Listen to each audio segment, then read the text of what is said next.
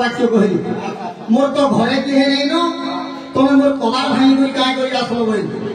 বহুত কটু কথা যেতে কহলে ভগবান কৃষ্ণ সেই সময় কাঁ কলে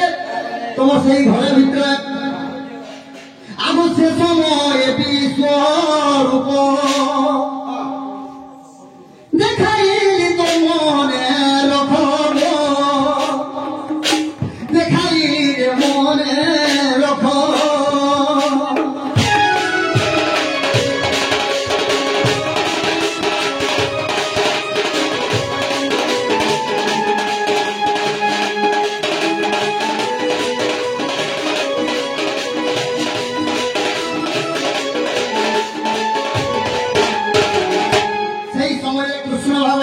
বিশ্বরূপ দর্শন দেখি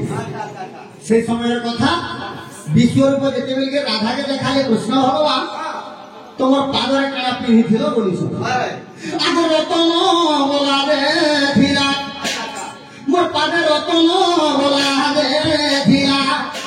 হরিবংশ গাই দেখো